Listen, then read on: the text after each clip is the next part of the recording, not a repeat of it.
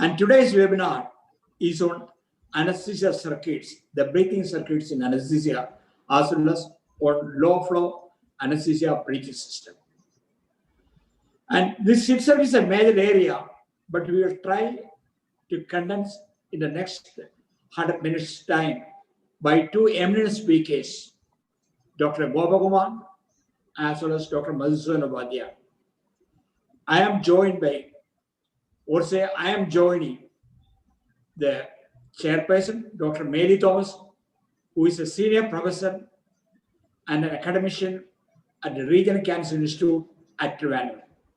I request Dr. Mary Thomas to introduce Gopakumar and anchor the topic.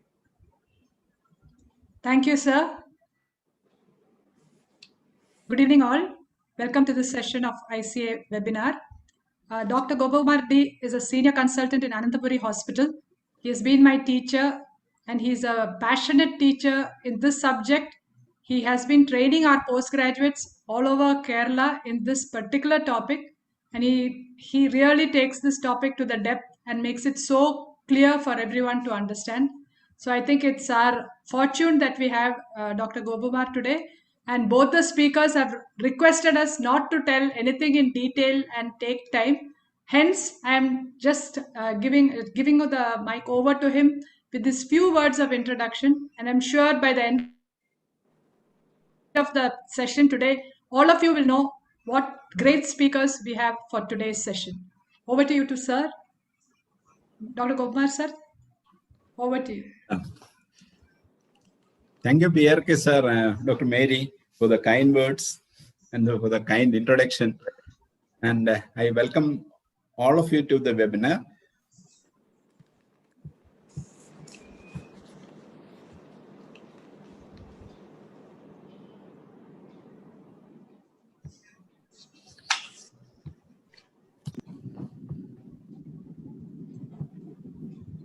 Am I audible? Yes, sir. You are audible. Yes. Today's topic, as you know, it is breathing systems.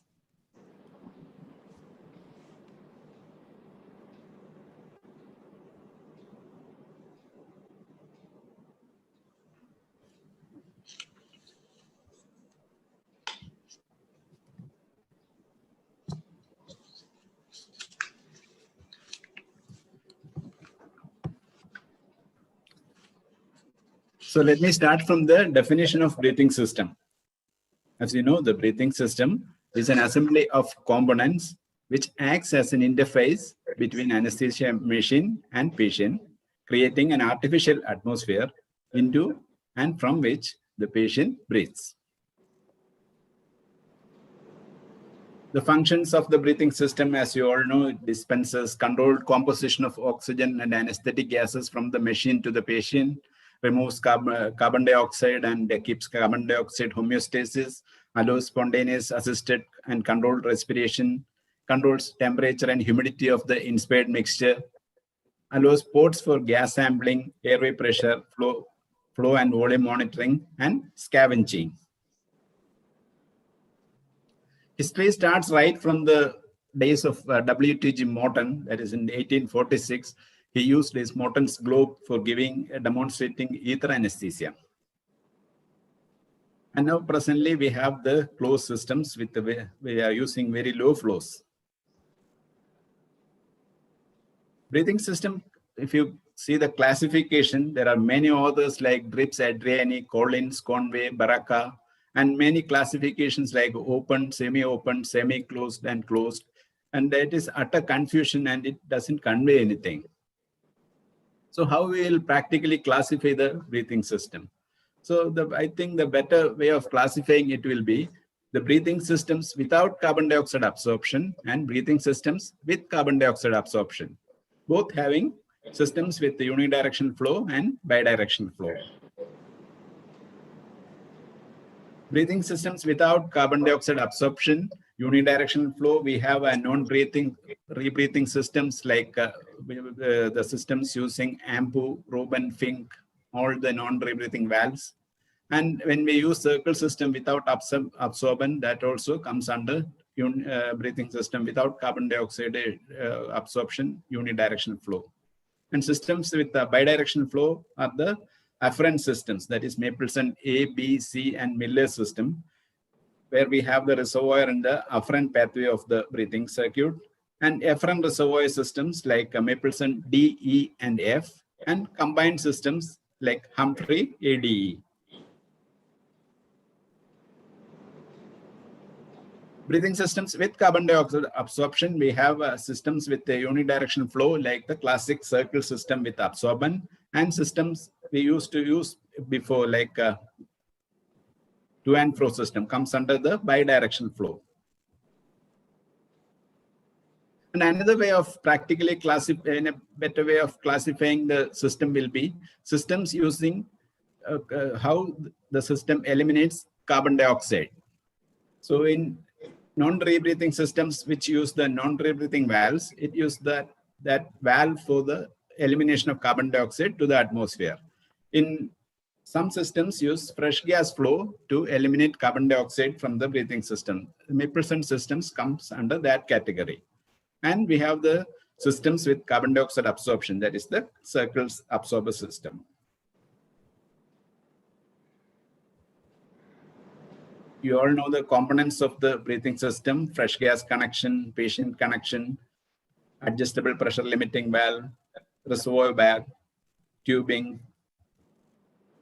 and absorbent unidirectional valves and YPs in the circle system. I'm not going into the details because the time is very limited. So we directly move on to the Mapleson systems.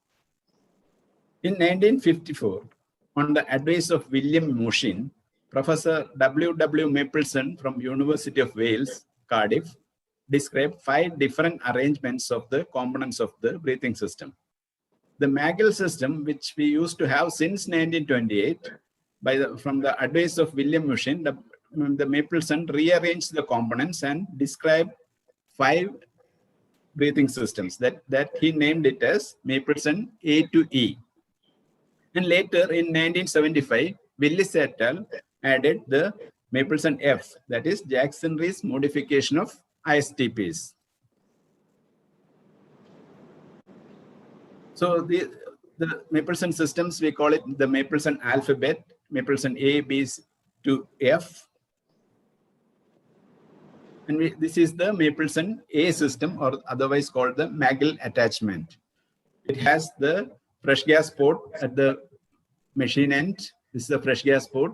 And then comes the reservoir bag, and the fresh gas port and the bag is connected to the patient end with the corrugated tube, and the patient end has the APL valve. This is the classic Mapleson A system, or the Magel attachment. This is the diagram. Later, LAC modified in 1972 the Mapleson A system, because the disadvantage of Mapleson A was having the APL valve at the patient end, which is very difficult to adjust during head and neck surgeries, especially head and neck surgeries, and very, very difficult to scavenge also if you are using in the present situation. So what LAC did is he took the APL valve from the patient end to the machine end and connected the he added another expiratory port inside the fresh gas port. So the APL valve will be at the machine end, so it is very convenient for the operating anesthetist. LAC system, we have dual arrangement and coaxial configuration. This the Mapleson B and C is not in practical use, so I am not mentioning about it. And the commonly used Mapleson circuit recent years is the Mapleson D circuit and its modification, that is the Baines modification of Mapleson D. This is the Baines circuit. The fresh gas, even though it enters at the machine end, the inner tube carries the fresh gas to the patient end. The D, E, and F, all the 3 systems are the modifications of ISTPs, that is a fresh gas, patient port, and the expiratory port, making it a T. In Baines modification, the fresh gas comes to the patient end through the outer tube. Main system was described by Bain and Sporel in 1972, and it is a modification of Mapleson D system, as I have mentioned. What he did is he added one more tube, arranged coaxially. The inner tube is inspiratory tube, which carries the fresh gas, and the outer tube is expiratory. And the length of the tube, initially it was 1.8 meter, but practically, functionally, the length doesn't matter. To whatever length you extend the Bain circuit, it doesn't affect the functional analysis. And the outer tube, initially the diameter was 22 millimeter, and the inner tube diameter was 7 millimeter. This is the Mapleson E, or some modification of the ISTPs. They have added an expiratory limb to the TP system. This is the diagram. Extend the expiratory limb of the TPs, fresh gas entry port, and the patient port. This is the Mapleson F system, or Jackson-Rees modification of ISTPs. You have the fresh gas enters at the patient end, and it's a modification of the TPs. A bag is added to the expiratory limb of the TPs, and the bag is a special bag which has a tail and an opening in the tail. So there is no APL valve, but the expiratory gas can be vented through the hole in the tail. And when you want to give ventilation, you can occlude the hole and squeeze the bag. This is the diagram. So we move on to the functional analysis of these systems. As you know, the normal carbon dioxide concentration in the alveolar gas is 5.2%. What it means is, according to Dalton's law, if you multiply the atmospheric pressure into the volume percentage, you get the partial pressure of that gas. So 760 into 5.2 by 100 gives you 40 millimeters of mercury, which is the normal alveolar concentration of carbon dioxide. And the blood in equilibrium with the alveolar gas has the same partial pressure of carbon dioxide, that is 40 millimeters of mercury. An adult man with a weight of around 70 kg produces around 200 ml of carbon dioxide per minute. To eliminate that 200 ml of carbon dioxide as a 5% mixture, that is, to have a partial pressure of carbon dioxide of 40 millimeters of mercury, you have to dilute it into a mixture of 5% carbon dioxide. So you have to add 3,800 ml to that 200 ml to make it 4,000 ml. So then only that 200 ml of carbon dioxide will be made into a 5% mixture of carbon dioxide, and the alveolar gas will be having a partial pressure of 40 millimeters of mercury.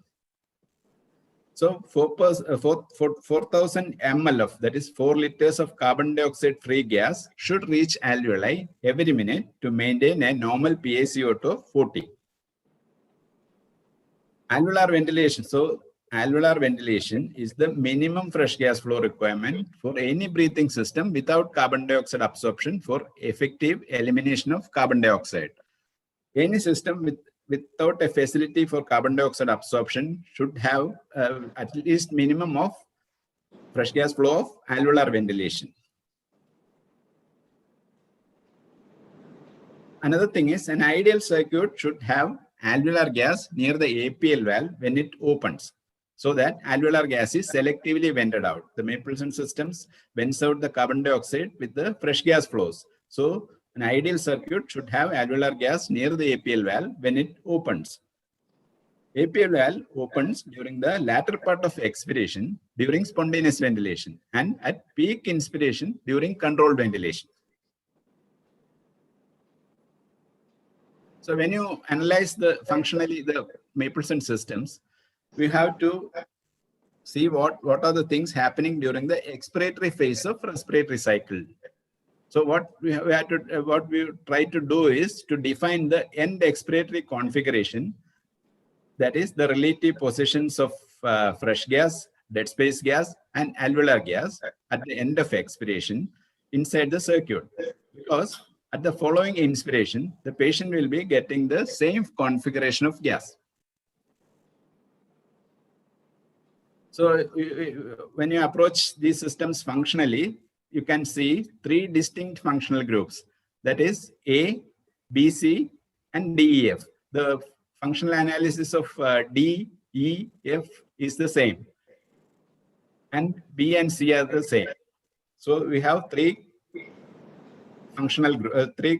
types of functional groups. So we move on to the functional analysis of Mapleson A, that is the Magel system.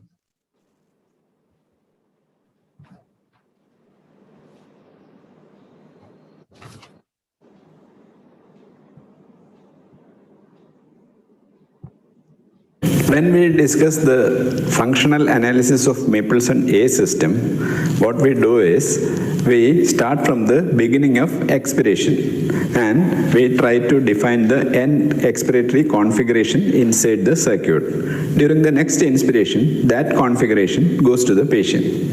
When the patient starts expiring, the first gas moving towards the circuit will be the dead space gas, followed by the alveolar gas. It moves towards the corrugated tube. Meanwhile, fresh gas enters the circuit from the machine and fills the bag, and it also moves towards the corrugated tube. During spontaneous ventilation, the APL valve opens during the latter part of expiration when the pressure inside the circuit is maximum. So, at that time, in Mapleson A circuit, the gas near the APL valve is the alveolar gas. So, the Mapleson A system selectively vents out the alveolar gas during spontaneous ventilation, just like any other non-rebreathing valve. So, at the end of expiration, the circuit will be filled with fresh gas and part of the dead space gas. So, this is the most efficient system, Mapleson system, for spontaneous ventilation. When we discuss the fresh gas flow requirement for Mapleson A system for spontaneous ventilation is alveolar ventilation, which is the least possible fresh gas flow requirement for any breathing system without carbon dioxide absorption. So it is the most ideal circuit for spontaneous ventilation. So what happens to this most ideal circuit during controlled ventilation? So when you analyze the expiratory phase during controlled ventilation, when the patient starts expiring, the first gas going towards the corrugated tube from the patient end will be the dead space gas, followed by the alveolar gas.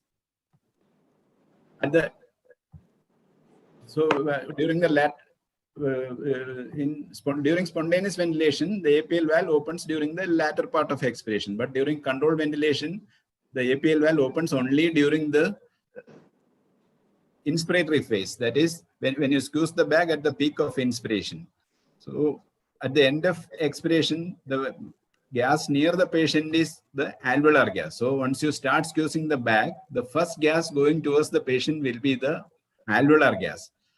And during the peak inspiration, when the APL valve gets opened, at that time, the fresh gas will be getting leaked. So what happens, in summary, what is happening is, most of the alveolar gas is re-entering the patient and part of the fresh gas is getting leaked through the APL valve.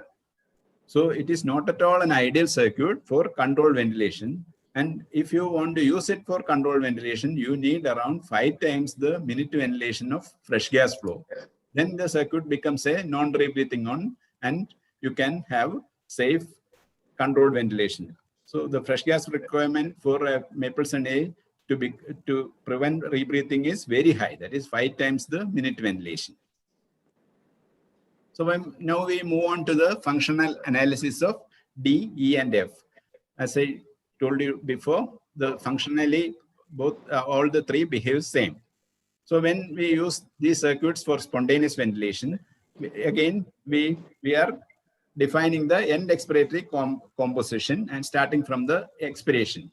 So when the patient starts expiring during spontaneous ventilation, the first gas moving towards the corrugated tube will be the dead space gas, and then comes the alveolar gas. All these gases will get mixed up with the fresh gas flow because the fresh gas flow enters the system at the patient end. So all these gases getting mixed up with fresh gas flow and moves towards the bag. If the fresh gas flow is adequate, most of the, when the APL valve opens during the latter part of expiration during spontaneous ventilation, if the fresh gas flow is adequate, most of the alveolar gas gets vented out through the APL valve. If the fresh gas flow is not adequate, part of the alveolar gas remains inside the circuit. And if the fresh gas flow is more, then the dead space also gets dead space, and part of the fresh gas also gets lost through the APL valve. So the fresh gas, the studies show that the fresh gas flow requirement to prevent rebreathing during spontaneous ventilation in these systems, that is D, E, and F, it is 1.5 to 3 times the minute ventilation. Now we shall see how it behaves during controlled ventilation. So all these circuits at the beginning of expiration, as I said earlier, the first gas moving towards the expiratory port will be the dead space gas, then comes the alveolar gas, all getting mixed up with the fresh gas. During the expiratory pause, the fresh gas pushes all these gases towards the bag and APL valve. So these are the isoplates. What it means is, the studies have shown that when you use the DEF systems, you can achieve the same partial pressure of carbon dioxide with different combinations of minute ventilation and fresh gas flows. An isoplate means same, the line joining the same values. So here it is the partial pressure of carbon dioxide. So you can achieve the same partial pressure of carbon dioxide with different combinations of minute ventilation and fresh gas flows. If you are seeing the both extremes of the graph, here we have at the right side, we have high minute ventilation and low fresh gas flows. And at the other end, we have the high fresh gas flows and low minute ventilation. So you can either have high fresh gas flows and low minute ventilation, or high minute ventilation and low fresh gas flows to get the same partial pressure of carbon dioxide. So here, to achieve a partial pressure of carbon dioxide of 38, you can either have a high minute ventilation and low fresh gas flow type of ventilation, or a low minute ventilation and high fresh gas flow type of ventilation. So what do you prefer? So so better to be on the side of high minute ventilation and low fresh gas flows, because it has all the advantage of having low fresh gas flows. That is, it is economical, there is heat and humidity conservation, and no atmospheric pollution. And what you have to have is, you exceed the minute ventilation above a certain level, that is above 140 ml per kg per minute. If you are exceeding that, you can have any minute ventilation above that, then whatever fresh gas flow you are adjusting on the flow meter gives you a particular partial pressure of carbon dioxide. If you are setting a fresh gas flow of 70 ml per kg per minute, you will get pneumocapnia, that is around 38 to 40 millimeters of mercury partial pressure of carbon dioxide. If you are giving more fresh gas flows above 70 ml per kg, you will get hypocapnia. And if you are setting fresh gas flows below 70 ml per kg per minute, then you will get hypercapnia. So when you see the relative efficiency of Mapleson systems for spontaneous ventilation, it is, the first comes the Mapleson A circuit, then comes the DFE system, then comes the C and B. You can remember it with all dogs can't bite. When you analyze the controlled ventilation, the most efficient is the DFE systems, then comes the B and C system, and A comes at the last, that is, dead bodies can't argue.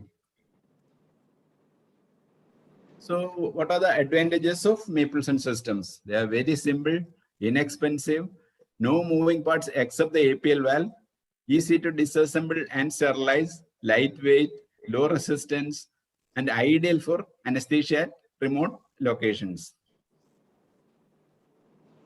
The disadvantages of the Mapleson system, that it requires very high fresh gas flows. So it is not all economical, increased atmospheric pollution, and no heat and humidity conservation. All the problems of high fresh gas flows.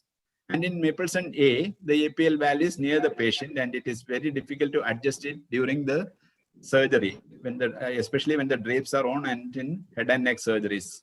And Mapleson E and F, it is very difficult to scavenge.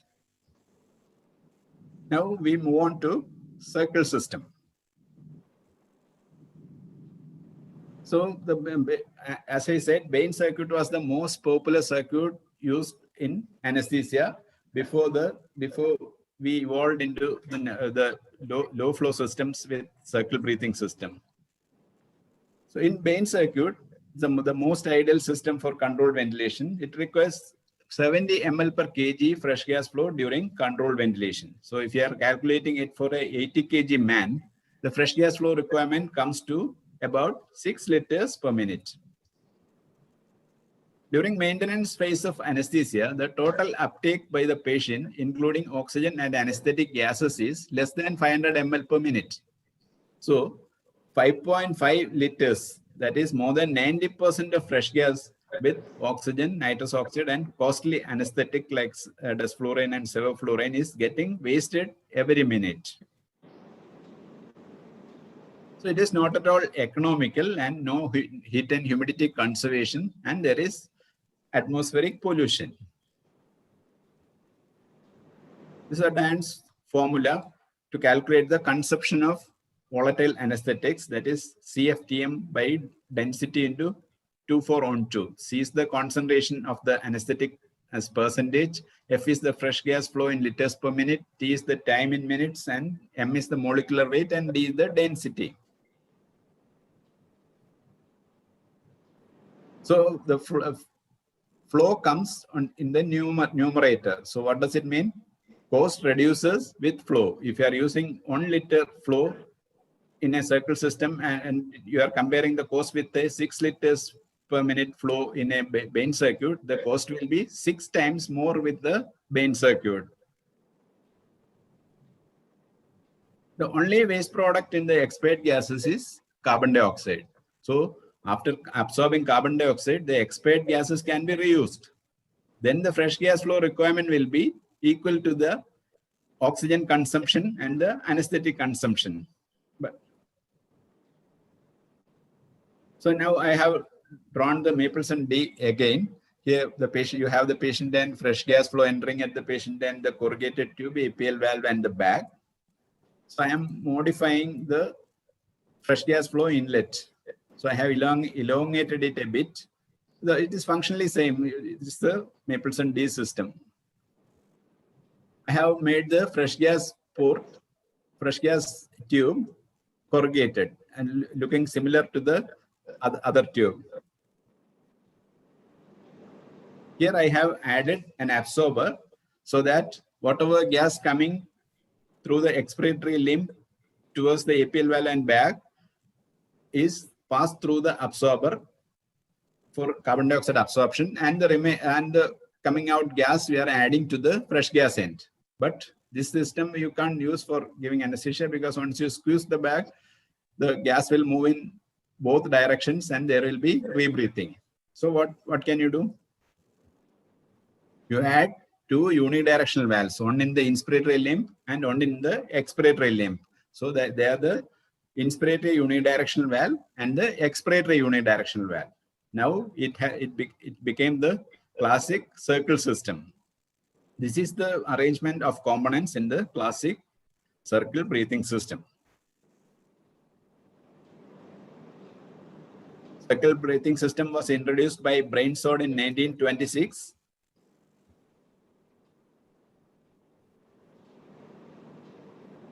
And it is called the circle system because the components are arranged in a circular manner. It prevents rebreathing of carbon dioxide by chemical neutralization of carbon dioxide with absorbents. It has 7 primary components: fresh gas inflow source, inspiratory and expiratory unidirectional valves, inspiratory and expiratory corrugated tubing, Y connector, APL valve, reservoir bag, carbon dioxide absorbent canister, and granules. This is the coaxial modification of the circle system. Functionally, it is the same. What they have done is the inspiratory and expiratory limb moves coaxially. That is, the inspiratory limb is inside and the expiratory limb is outside. It has a parallel version also. This is called universal F. So the machine end, we have two ends. One you can connect to the inspiratory port and the other to the expiratory port. The advantages of universal F are it's a very compact, moderately increased inspired heat and humidity because of the coaxial system. But it has disadvantages that it increases the resistance, and if there is a leak in the inner tube, it leads to development of dead space and rebreathing. So we move on to absorbents. The principle I have told, that is base neutralizing an acid. The base here is hydroxide of an alkali or alkaline earth metal. Acid is carbonic acid formed by the reaction of carbon dioxide and water. And the end products are water, carbonate, and heat. The commonly used absorbents are soda lime, calcium hydroxide lime. Barrel lime we are not using since late 2004 because of so many other problems what we'll be discussing later. And there is lithium hydroxide lime also, but it is costly, and so that is not very popular, and we are not using it for giving anesthesia. This is the composition of soda lime.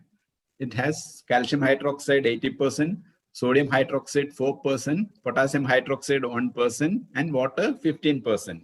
And small amounts of silica and kieselguhr to give hardness, which minimizes dust formation. And there are indicators to know whether when the soda lime gets exhausted. This is the composition of calcium hydroxide lime. Calcium hydroxide is 80%. Water makes 13 to 18%. And the remaining balance is calcium chloride. And here the hardening agents are calcium sulfate and polyvinyl pyrrolidone. The advantages of calcium hydroxide lime is it lacks strong bases like sodium hydroxide and potassium hydroxide, and it eliminates the undesirable production of carbon monoxide and compound A. The absorptive capacity of soda lime, the maximum amount of carbon dioxide that can be absorbed by soda lime is 26 liters per 100 gram of absorbent. And when you see it look at for calcium hydroxide, it is 10.2 liters per 100 gram. But the absorptive capacity substantially decreased by channeling. So practically, the soda lime can absorb only 10 to 20 liters per 100 gram of soda lime. So this is the standards for size and shape of the soda lime granules. Irregular surface provides maximum area of absorption. A small granule provides greater surface area and decreases channeling, but it causes more resistance and caking. So the standard size is described as 4 to 8 mesh size.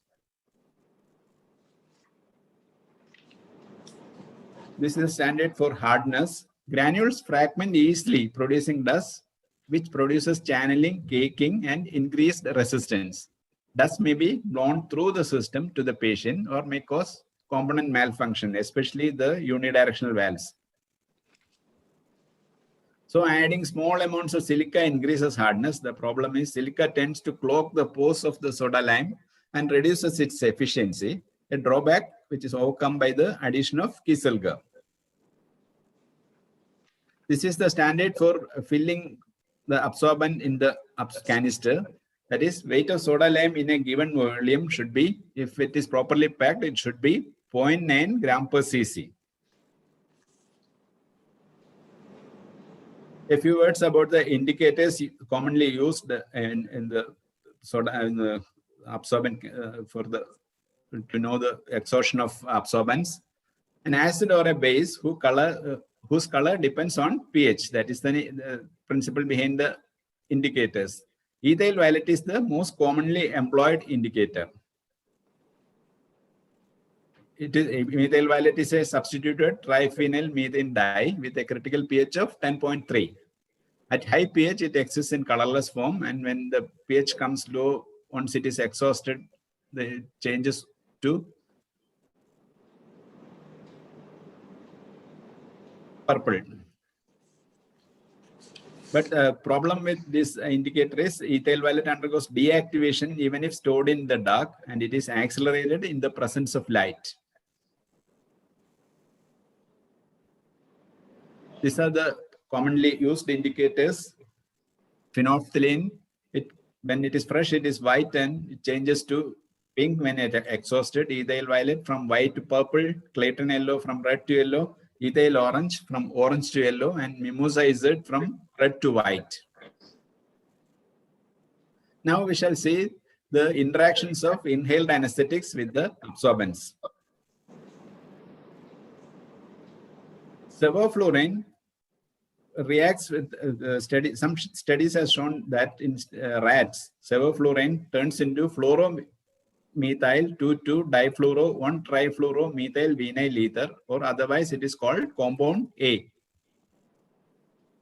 Some factors, the studies has also shown that some factors promotes this conversion, that is low fresh gas flows, use of bara lime rather than soda lime, and higher concentrations of sevoflurane, that is the higher dial settings, and drying of the desiccation of the absorbent, and higher absorbent temperatures. So these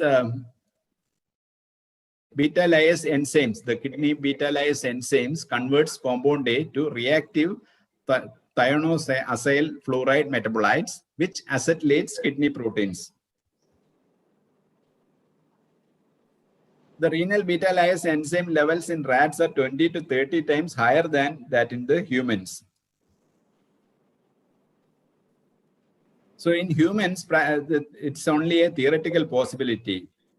Practically, sevoflurane doesn't produce enough compound A to harm the kidneys in human beings. So it is not at all clinically significant, and flow restriction with sevoflurane is only in Australia and Canada. Another reaction of inhalation agents with absorbent is carbon monoxide formation. Desiccated strong base absorbents can degrade contemporary inhaled anesthetics to clinically significant concentrations of carbon monoxide.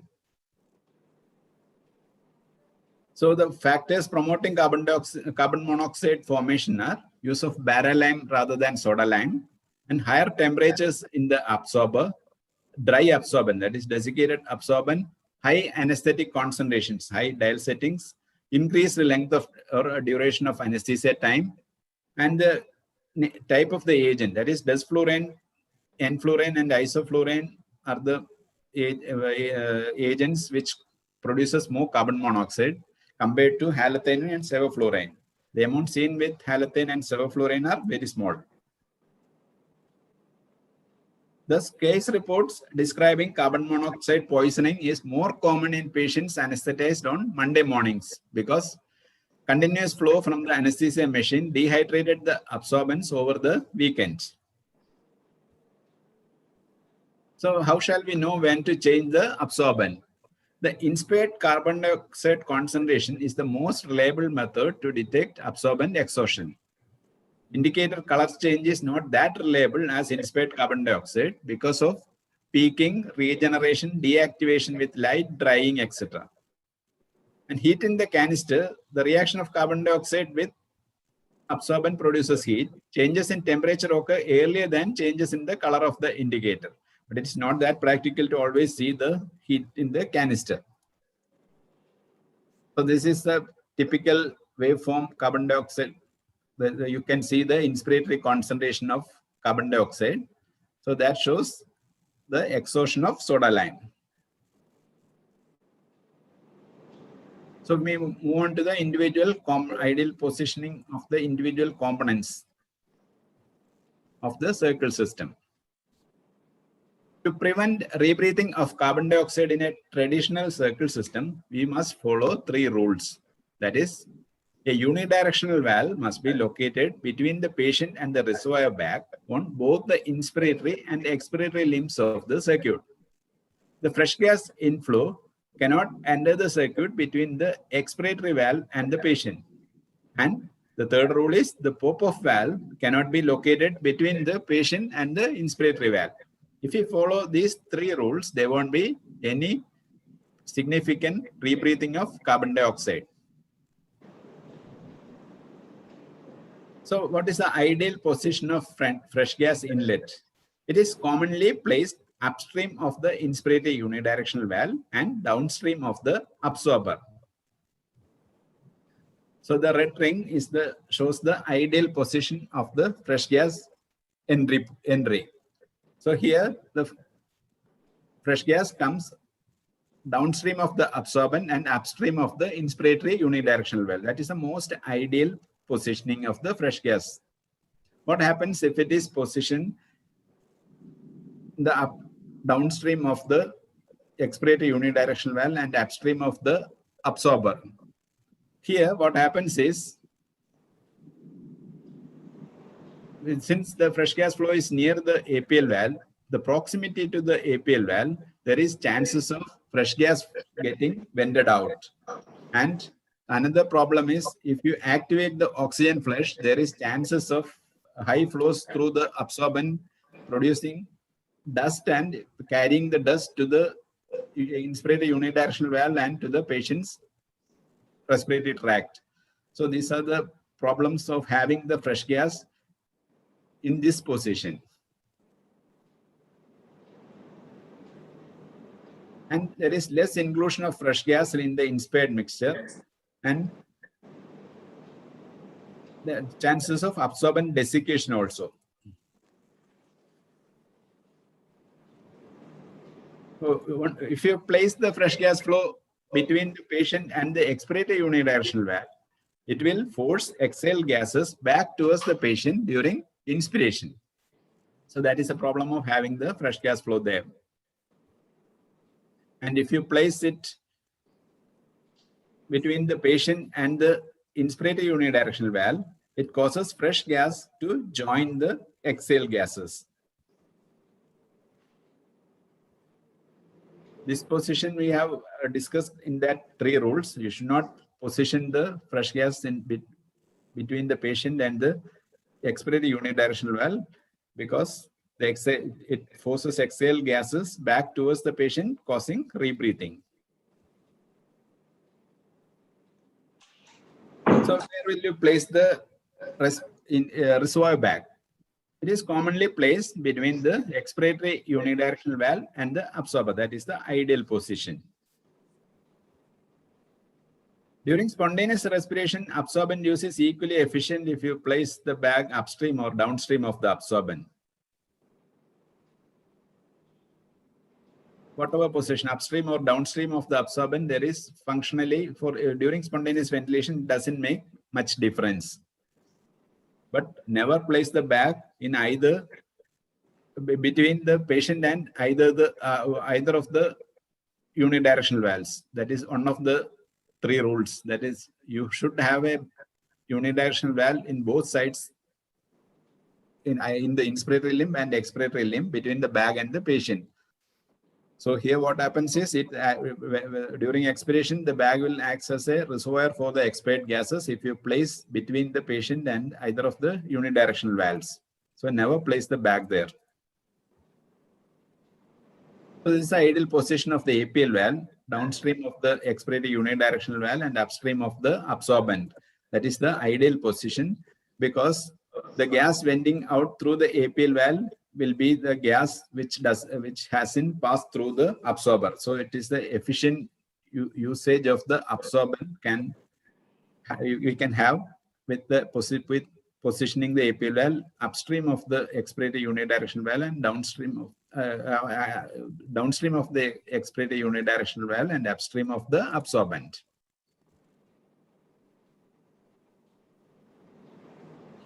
In this position, downstream of the absorbent, the problem is the gases vending out through the APL valve will be the gases which has already passed through the absorber. So that is not the efficient utilization of the absorber.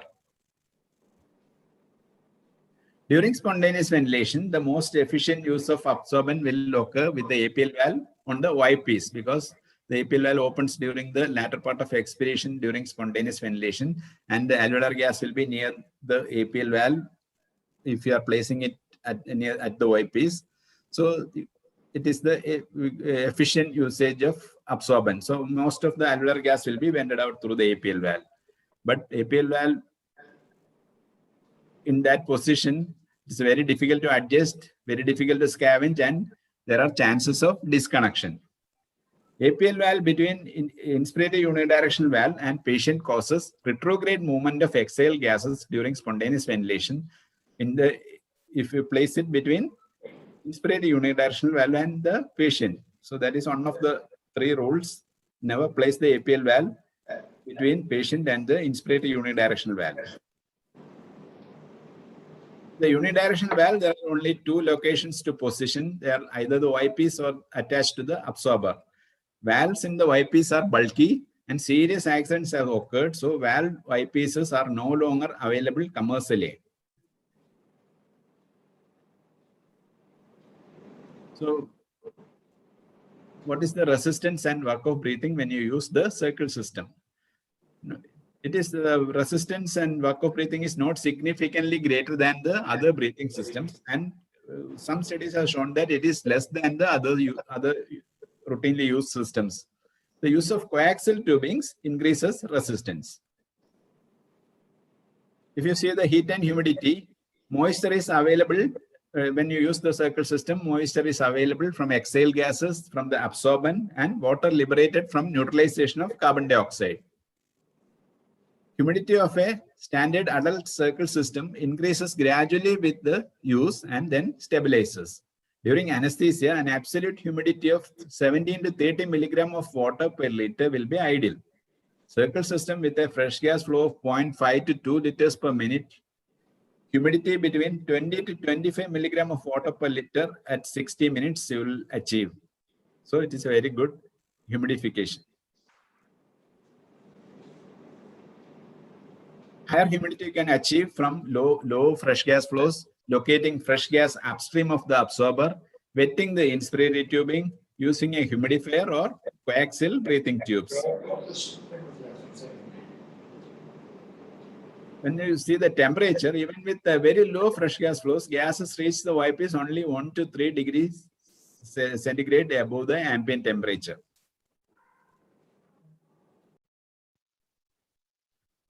So dead space of the circle system, it extends from the patient port of the Y piece to the partition. Use of Y piece with a septum will decrease the dead space again. And if the unidirectional valves are competent, increase in dead space due to backlash will be clinically insignificant. So what about using circle system in pediatric anesthesia? The adult circle system can be used even in small infants and with low fresh gas flows. And it is important not to add devices with large dead space or resistance between the Y piece and the patient. That's all. Otherwise, you can use the adult circle system for even small infants. These are the advantages of circle system. All the advantages of having low fresh gas flows, that is physiological, it is economic and environmental, that is there is no pollution. Physiological, there is heat and humidity conservation. Economical, there is you can conserve the costly anesthetics. Pneumocapnia can be achieved when a malignant hypothermia syndrome develops. That you can't achieve with Mapleson systems. Even with low fresh gas flows, partial pressure of carbon dioxide depends only on ventilation, not on fresh gas flows. Circle system has some disadvantages.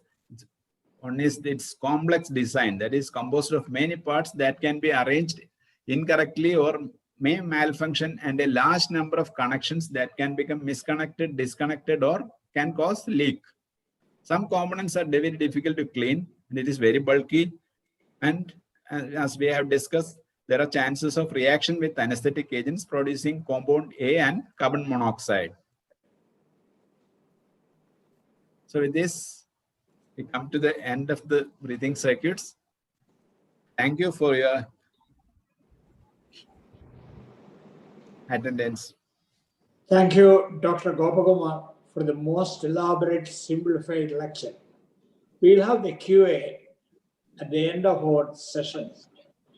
And the next topic in the webinar will be on low flow systems to be delivered by Dr. Madhusudan Upadya.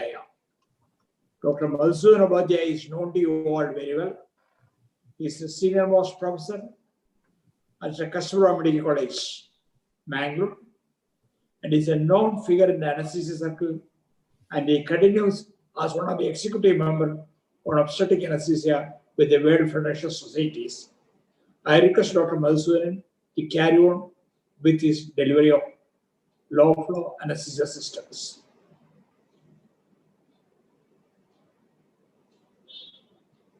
Thank you very much, sir.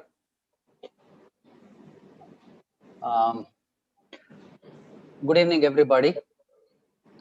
Thanks for those nice words, sir. And it's always a pleasure to be a part of ICA webinars. And the first ever ICA webinar, when it started in July, I spoke on IHD, and here I am talking about my favorite topic, the low flow anesthesia. As an introduction, I think Dr. Gopakumar has given a fabulous introduction to the circle system and a lot of insight into low flow anesthesia. I heard long ago a lecture by Professor Ravi Shankar, who has pioneered the low flow anesthesia, and then I was inspired. Then I also read an article written by him, and then I started practicing low flow anesthesia. Low flow anesthesia is practice of low flow anesthesia is quite challenging, and it's exciting too. Therefore, time has come for us to go back to low flow anesthesia practices. When I take you through the lecture, maybe I will take about 35 minutes or a little more. I will still leave you some time for the question and answer, because obviously anyone who wants to start practicing low flow anesthesia will have a lot of questions. I would like to give you enough time to clarify your doubts. And as I said, low flow anesthesia is quite challenging, and it is nothing new. The things have changed over the time, but it's nothing new. I will also take you through the history of low flow anesthesia, and then you will realize that it is being practiced since ages. I will try to cover the topic under these headings. What does the term low flow anesthesia mean? We still don't have a definition as such for low flow anesthesia. We can vaguely say a few different terminologies used for low flow anesthesia. And then the need for low flow anesthesia, Dr. Gopa has completed a few of them. We know that as anesthesiologists, we have our responsibility towards reducing the greenhouse gases, emission of greenhouse gases into the environment, and starting with nitrous oxide till all the fluorocarbons, they are all greenhouse gases. And as responsible citizens of this world, when we leave the earth for our future generation, we have to leave it clean and green. Therefore, we all have our responsibilities to trim the usage and release of greenhouse gases into the environment. And most important part of my lecture would be from theory to practice, because I can keep on talking about the theory for time to come, but then finally practice is something which we all have to do. We have to practice low flow anesthesia for the sake of economy of the gases and the maintenance of the ecology. What does the term low flow anesthesia mean? It's actually it is carried out with a fresh gas flow rate, which is significantly lower than the minute volume. When such low fresh gas flows are used, the anesthetic gases must be conducted to the patient via semi-closed or even closed breathing systems. It's always better to have a closed system rather than a semi-closed system when you want to have very low flow anesthesia or metabolic flow of anesthesia. Because ultimately we are looking at metabolic flows, which unfortunately I haven't been able to go down to. But out of the 108 participants, hopefully somebody will have the courage to go down to the metabolic flows. And the rebreathing fraction increases with the reduction of the fresh gas flows, whereas the volume of excess gas decreases. Obviously, when you have the rebreathing going up, or with the reduction in the fresh gas flows, that is where everyone is afraid to get into the low flow anesthesia, because in spite of having the state-of-art machines and monitoring system, the fear is always at the back of your mind whether the patient is going to receive a hypoxic mixture of gases. At the end of this lecture, I would love to dispel the fear in the minds of the people who don't practice the low flow anesthesia, and then they try to they would attempt to like the low flow anesthesia at the end of this. Let me see whether I can succeed in that. As I said, this is nothing new. When John Snow used caustic potash to absorb CO2 from the expired gas in the 19th century, this is where the low flow anesthesia was practiced. In the year 1924, Sir Ralph Waters invented the to and fro system. Most of the medical school museums will have the to and fro system by Waters. And I'm sure people of my generation have had this as a spotter in our practical exams for the table viva. Waters canisters, and this was in the year 1924. Basically, it was used because the people were worried about the theater pollution. I still remember the days when we used Boyle machines, and the younger generation wouldn't have seen or heard of it. And we used to use ether bottles, and we used to pump in ether or halogen in the ether bottles. And at the end of the OT list, we used to go back home with the throbbing headaches. That is the amount of theater pollution we used to cause with the exhaled gases. Gopakumar has clearly shown in his presentation that when you use a Bain circuit with 6 liters of fresh gas flows, and when the body takes up only 500 ml or less than 500, I will talk about that later, remaining gas escapes into the OT first and then into the environment. Therefore, it's not a happy situation for the anesthesiologists as well as the environmentalists. Therefore, the reabsorption systems were being used as long back as 1924. Then Gopa also touched about circle system by Brian Sword, and he used soda lime for the absorption of carbon dioxide, and it was put into practice in the year 1930, though it was invented in the year 1926. It reigned supreme in the early half of this century, in the last century rather, when expensive and explosive agents like cyclopropane were utilized. Obviously, we couldn't afford to use the cyclopropane in the quantities.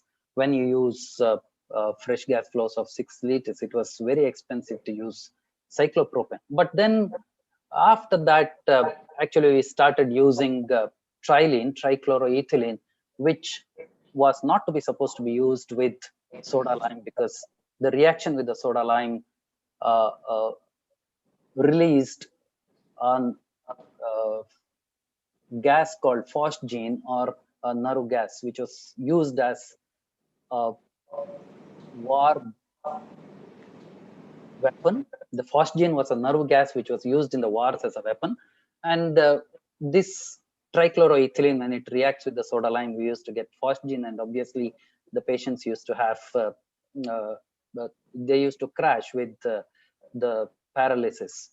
And that is when the practice of low flow anesthesia and the closed system went out of the practice basically. But then again, complexities involved in the calculation of the uptake of anesthetic agents during the closed circuit anesthesia is something which is mind boggling. And then it started working on the minds of the anesthesiologists who wanted to have an easy way out. But again, when we started getting prohibitively expensive new inhalational agents like sevoflurane and desflurane, the low flow anesthesia was rediscovered. And then we also started thinking about the dangers of the theater pollution and the environmental pollution. That is when the rediscovery happened. And from the 1980s onwards, we have been talking about the low flow anesthesia again. Yeah, as I said, there is no fixed definition as such, but Baum is the authority on low flow anesthesia. He was one of the first one who propounded the low flow anesthesia scientifically. And he said any technique that utilizes a fresh gas flow less than the alveolar ventilation is low flow anesthesia. And he also defined it as a technique wherein at least 50% of the expired gases had been returned to the lungs after carbon dioxide absorption. This would be satisfied when the fresh gas flow was less than 2 liters per minute. That is Baum's explanation for low flow anesthesia. Baker was the one who gave us definitions about what could be termed as low flow anesthesia. I talked about the metabolic flow, that is only when you use 250 ml of gases per minute, and it has to be 250 ml of oxygen per minute. You cannot use any other carrier gas just because the body needs 250 ml of oxygen per minute. And Dr. Gopa had touched upon that too. Minimal flow is when you use 250 to 500 ml per minute. This is where I am stuck right now, 500 ml of fresh gas flows. As I said, one day I want to go down to the metabolic flows. Let me see when. Low flow is anywhere between 500 to 1000 ml of fresh gas flows per minute, and medium flow is 1 to 2 liters per minute. And 1 to 2 liters per minute is also a quite high volume, and I sincerely hope and believe that people use low flows or minimal flows at least. For this, you need a few things. For low flow anesthesia, there might be someone who comes and tells you that you just download the Gassman app onto your phone or laptop, and then you can use it for practicing low flow anesthesia. I wouldn't agree much, because having fed the parameters onto the app or onto the software and then trying to see how the body behaves is a little difficult to understand and practice. Therefore, I would like you people to have good monitoring equipments. Obviously, you need to know about the end-tidal carbon dioxide and the pulse oximetry. Alongside, it would be nice to have a respiratory gas monitor, RGM, whichever multipara monitor you have. On the right hand lower corner, you have the MAC, you have the ETCO2, you have everything related to the respiratory gases. That respiratory gas monitoring is important. And when you have an anesthesia apparatus, it should have a low flow rotometers. It's not enough if it stops at a liter. It has to be up to the mils. And minimum obligatory flow of 200 ml, just to feel safe that you can't go below 200 ml of fresh gas flows. Then you have to have good vaporizers which deliver what it is expected to. And the leak in the system should be less than 100 ml at 20 millibars. If the leak is more than 100 ml, then the purpose of low flow anesthesia or minimal flow anesthesia will be defeated, because you have to compensate for the losses, and then obviously the fresh gas flow will go up. Then you need side stream gas analyzers, and unfortunately historically we have had side stream analyzers which used to draw as high as 200 mils of fresh gases, and it used to go into the analyzing chamber in the monitor, and then it used to be released to the environment. And then came a time when the entire 200 ml of fresh gas flows drawn into the analyzer was released back into the closed system. Now we have wonderful anesthesia workstations which take away as little as 50 mils of fresh gas flows. They are sucked into the system and then released back into the closed system. Therefore, the loss is absolutely negligible there. Okay, you have to have good vaporizers, good anesthesia apparatus, and you need respiratory gas monitor, and then you also need to have less leakage and a side stream gas analyzer which is efficient. We'll talk about the basics for a while. I will just rush through this. Completely closed circuit anesthesia is based on the premise that anesthesia can be safely maintained if the gases which are taken up by the body alone are replaced into the circuit, taking care to remove the expired carbon dioxide with soda lime. This is the gist of what we practice about low flow anesthesia. It is safe to understand and know at all times that the body needs 250 mils of oxygen per minute. The various formulas given, including the Brody's formula, will tell you in a patient weighing 75 kilos, you need as much as 255 mils of oxygen per minute. And then you also have Severing-Haas's formula, which tells you that the nitrous oxide uptake is quite high in the beginning. It is as high as 1 liter. And then after the induction of anesthesia, and at the end of 2 hours, it is still about 90 mils, because the nitrous oxide is excreted as such across the skin and through the lungs. Therefore, every minute you need to supplement 90 mils of nitrous oxide. To be on the safer side, we give 100 mils of nitrous oxide if it is nitrous oxide anesthesia. If you don't practice nitrous oxide anesthesia, obviously there is no pain related to how much of nitrous oxide to be used. Okay, no gas escapes out of the circuit and would provide for normal efficiency for the utilization of the fresh gas flow. Everything what you give from the beginning, the flow meters, will remain in the system. Okay, only the excess gases after it's used up only is released into the scavenging system. And this system requires that the exact amount of anesthetic agent taken up by the body be known, since that exact amount must be added into the circuit. That is where you need a respiratory gas monitor. You should know what is the exhaled concentration of the inhalational agents. The ET sevoflurane or desflurane, what you get, what is inspired and what is expired, the difference is what you have to supplement all the time. But any error in this could lead to potentially dangerous levels of anesthetic agent be present in the inspired mixture, which is attended complications. Therefore, make sure that everything works. The RGM works and your EtCO2 end-tidal carbon dioxide or capnometry works, so that the patient does not receive dangerous levels of anesthetic agents or hypoxic mixture of the anesthetic agents. Let us talk about the reserve volume. Basically, when you have to fill in the system, you have to fill in the reserve volume which is related to the apparatus and the other one related to the patient. From the beginning, the reserve volume of the patient hasn't changed much. It only depends on what the patient is born with, the lung volumes or the dead space.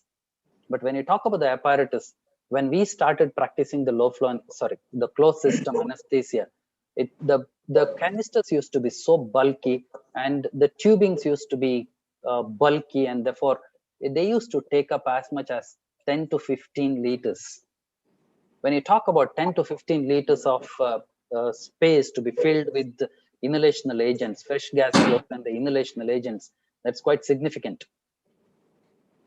But now you have absolutely compact soda lime canisters, and the reserve volume what you have to fill is not more than 3 to 5 liters. All right. it makes a lot of difference when you have to fill in 3 to 5 liters vis-a-vis 10 to 15 liters. Therefore, now practicing the low flow anesthesia is much easier compared to what it was. I want you to know about the time constant, but I will rush through this because time constant is nothing but it's the effective volume which is to be filled divided by the flow rate. And just to give an example, if adding 1 liter of fresh gas flows to this reserve volume of about 6 liters, it gets diluted at least 6 times and the time constant is 6. And if the fresh gas flow is reduced to 0.5 liters, then it is 12. What I mean by the time constant is it's 12 times the time constant you need to fill the system to equilibration. Therefore, initially, if you give 6 liters of fresh gas flows, filling in this volume is much easier. It can happen in 1 time constant. Okay. And therefore, you should know about the time constant. And before you practice the low flow anesthesia, I want you people to read about the uptake and distribution of inhalational agents. And if you need to, then I spoke on this, I think in Sanish's webinar a month ago on, you can access it on the YouTube. And there are 2 components as I spoke till now to the time constant. The first one is between the vaporizer to the circuit, and from the circuit to the alveoli would be the second time constant. Once it reaches the alveoli, obviously it will go away. All right. You need, as I said, about 5 to 6 time constants at that kind of flows to reach the equilibration. Please remember that delivered and the inspired concentrations are not the same with the closed circuit. And delivered concentration takes 6 time constants to reach in the circle system. This is how much gas does the patient take up during anesthesia. As I had already touched upon, everyone needs about 250 mils of fresh gas, oxygen per minute, and it remains almost constant throughout the anesthetic. It can be for over any number of hours, it remains minutes or hours, it remains the same.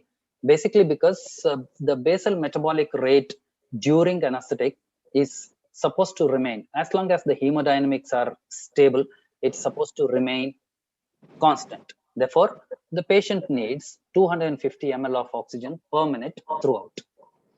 And as I also touched upon the nitrous oxide part, initially it takes in a lot of nitrous oxide, and then at the end of 2 hours the body takes up about 90 mils of nitrous oxide. Therefore, you have to supplement that much of nitrous oxide. And this is isoflurane in the graph, but it can be any of the inhalational agents. But initially you need a lot of vapors going in, and then the equilibration reaches once the vessel-rich group takes up enough.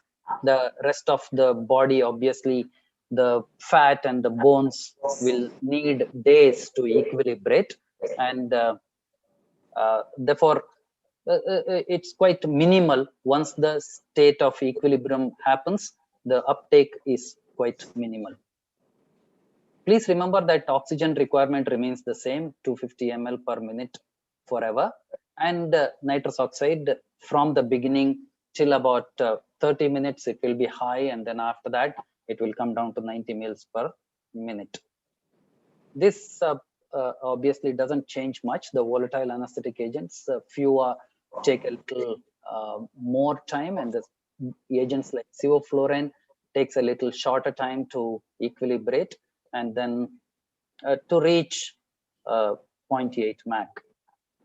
Different methods, just to give you a clue to what happens when you take low flow anesthetics. I think you can go through this a little later.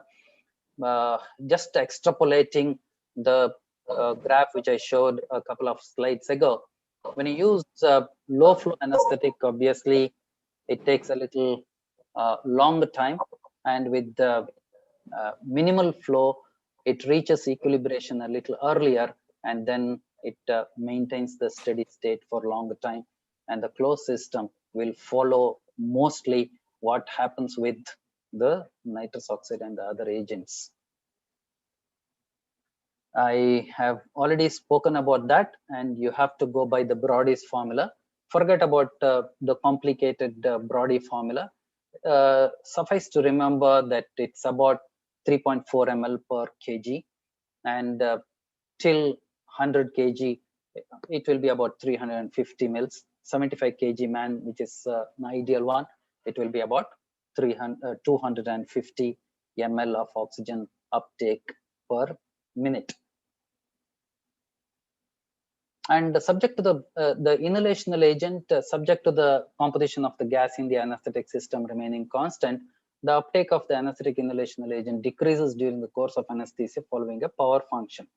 Its behavior is in proportion to the desired concentration and solubility of the anesthetic agent to the cardiac output according to Lowe's formula.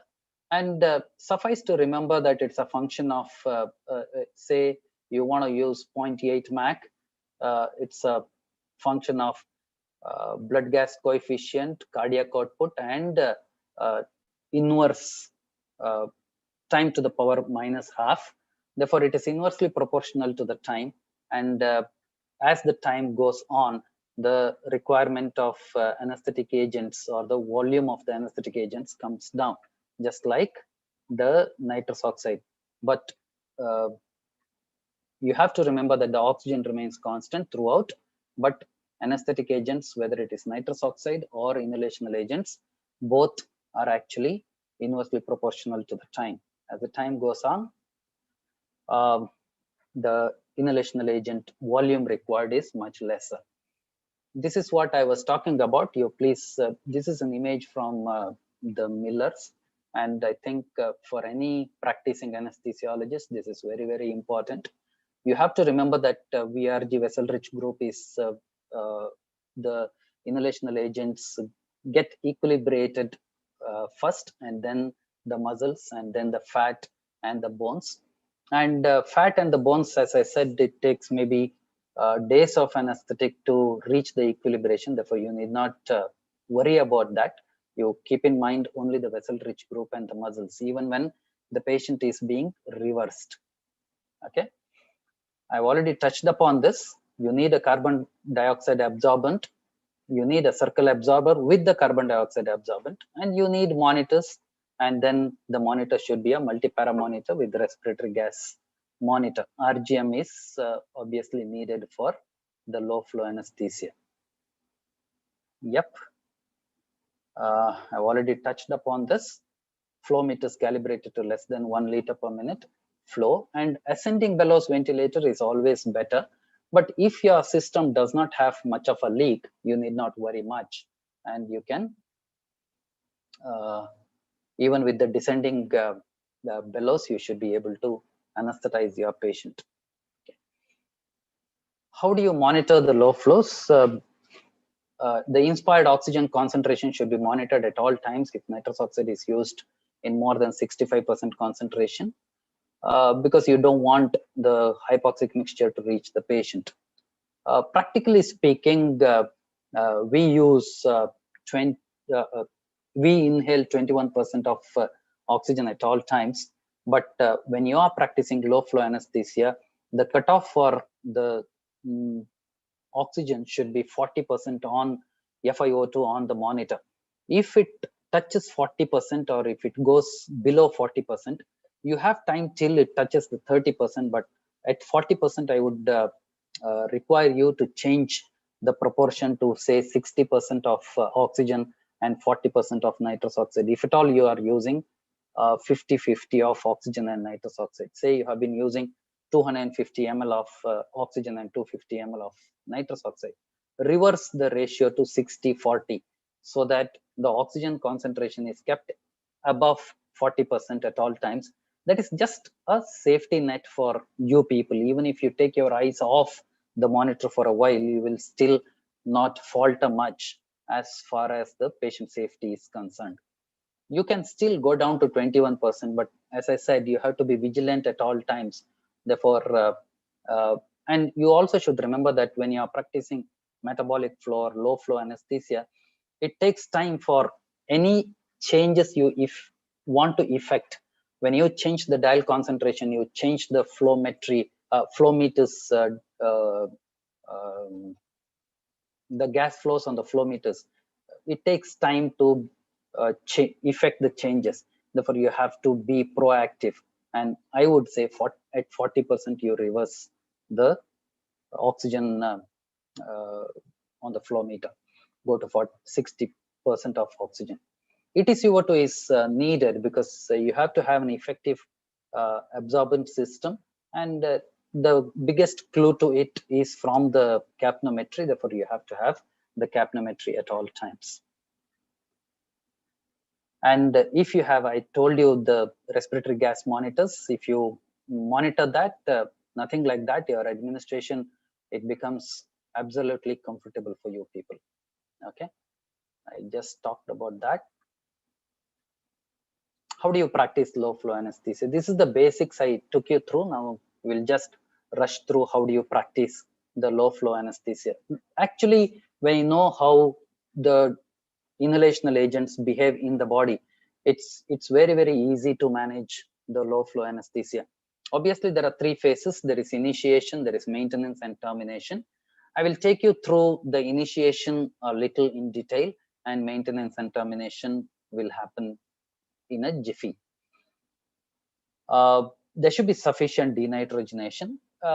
Most of us, we try the high flow phase first, because we want the equilibration to happen. I will also show you a graph where we may falter when we don't use initial high flows. There should be sufficient denitrogenation. Therefore, you have to pre-oxygenate the patients and washing of the wanted nitrous oxide in the fresh gas mixture in the circle system. Then you have to establish the required concentration of the volatile agent and then stabilize the anesthesia circle system and fill the reservoir bag. I've already spoken about how to do it. Okay. This is what basically you do. You start off with the 5 liters of oxygen initially, and then pre-oxygenated, and you have denitrogenized the patient, and then you add up nitrous oxide. When you add up nitrous oxide, maybe 1.4 liters of oxygen and 3 liters of nitrous oxide, if that is the practice of using 60% of nitrous oxide. And I, for one, I may add inhalational agents, but not nitrous oxide when I am inducing the patient. Though the carrier gas effect, and when you want more inhalational agents to be taken up, but still I don't feel that safe. Therefore, I don't use the nitrous oxide when I am still inducing the patient. Okay. After 10 minutes of induction and intubation, you can switch to low flows. I will tell you why not earlier. Okay. Yeah, you have induced with the propofol, and propofol, obviously, as the time goes by, it will come out of the vessel-rich groups. We are talking about the brain, and then there is sudden decay in the circulating propofol levels.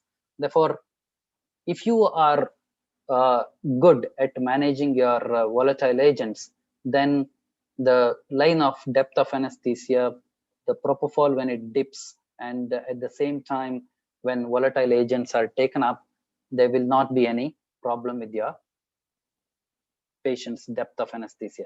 If you are monitoring the depth of anesthesia, obviously there is nothing like that. If you don't, at least time it such that the inhalational agents take over when the propofol levels start falling. What happens if you are not very good at managing the volatile anesthetic is this. There will be a time when the depth of anesthesia, the patient might have awareness under anesthesia when the line which talks about the inhalational agents going up, the levels going up, and the propofol has already decayed, and you don't have the adequate depth of anesthesia, and the patient may have awareness. If you have narcotized the patient, you don't have to worry so much if you have narcotized the patient well. But still, you either look at the entropy or you look at how well you can manage the volatile agents. Again, I told you, you have to know about the uptake and the distribution of the anesthetic agents to manage the low flow anesthesia. The goal is to have 1.3 Mach in the absence of a good amount of narcotics. And it's not so difficult to reach 1.3 Mach if you know what you're doing. The factors that can influence the buildup of alveolar concentration are factors governing the inhaled tension of the anesthetic, factors responsible for rise in the alveolar tension, and factors responsible for uptake from the lungs, thus reducing the alveolar tension.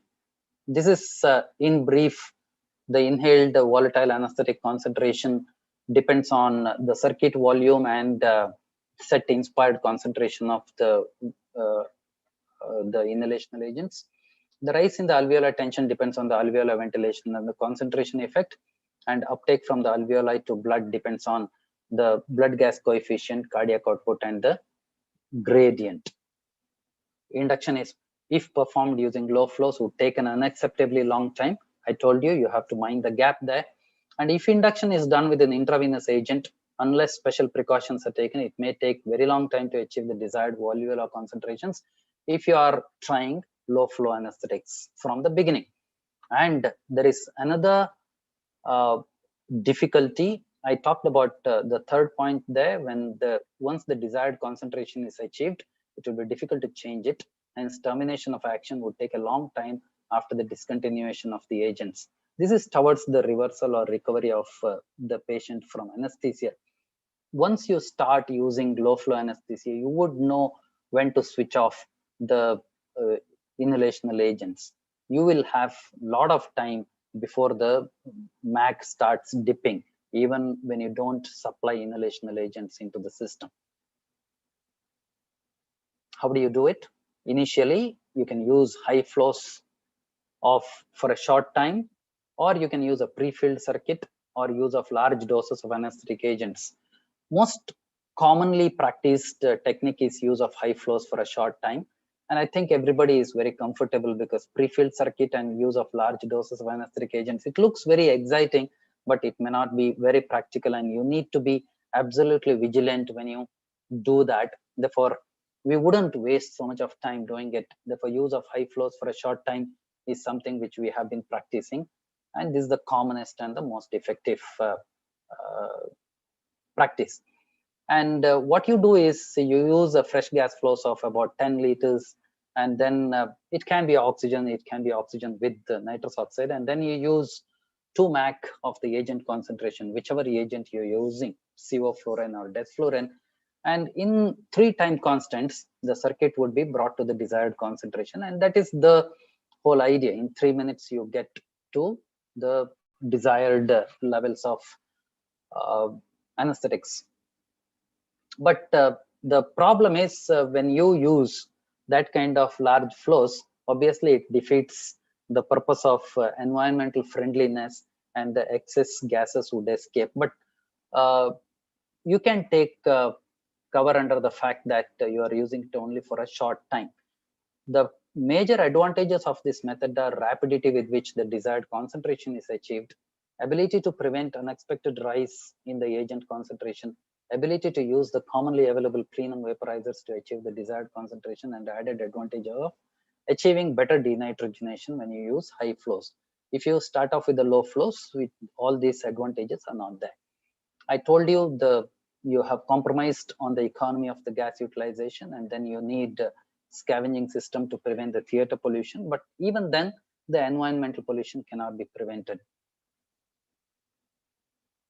Yeah, if nitrous oxide and oxygen mixture is used as a carrier gas, and an adult patient of average weight would still take up about 570 mils of gas per minute. That is why if you start reducing as soon as the patient is tubed and the patient is connected to the ventilator, if you reduce the fresh gas flows to less than 600 mils, you will have a gas volume deficiency in the system. Patient extracts more gas and you're not supplying that much of gas to the system. Therefore, you cannot reduce it to less than 1 liter for the first 10 minutes. And at the end of 10 minutes, you can reduce it to 500 mils of fresh gas flows, or you can even look at the metabolic flow at the end of 20 to 30 minutes. this is what I will share the slides with you people later through Dr. Sanish, but I will not go through this because I've already exceeded the time given to me. Pre-filled circuit, obviously, I told you it's you have to use something like a McGill circuit or maybe a Bain system to, but you fill it up. The circle system is filled with the gas mixture of the desired concentration and kept aside, and the patient is induced and intubated, and then the patient is connected to the closed system, which is already filled with the desired concentration of the inhalational agents. And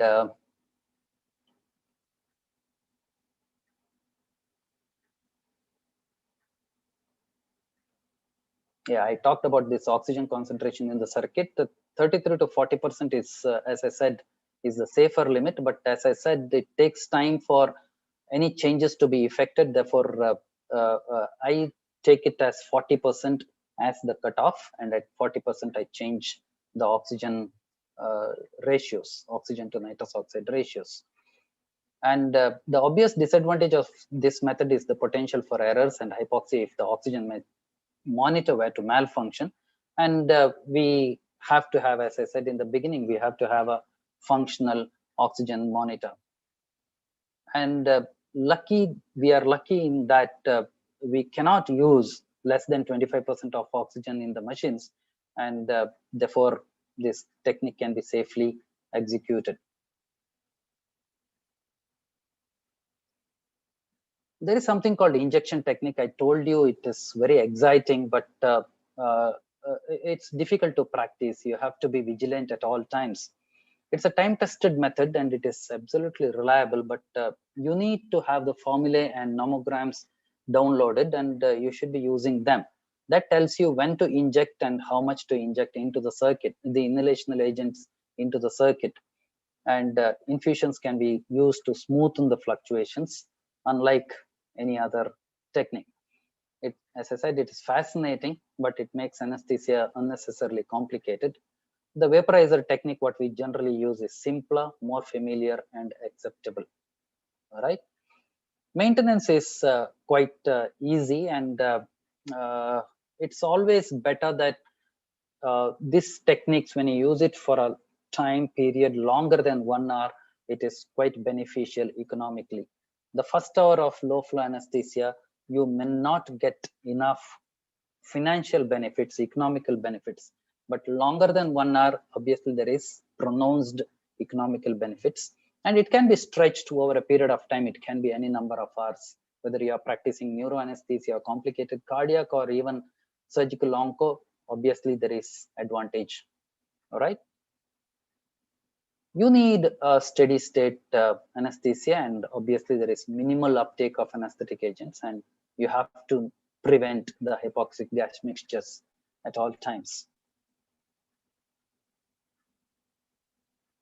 Whenever there is gas vented out, you should be giving that back into the system. That's all you have to look at.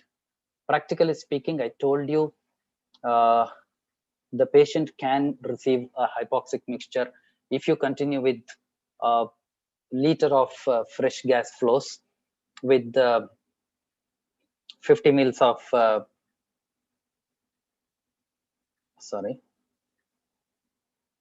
500 mils of oxygen and 500 mils of nitrous oxide. You can accumulate nitrous oxide in the system, and at certain stage, the patient's oxygen FiO2 may dip below 30%, which is considered to be unsafe for the patient.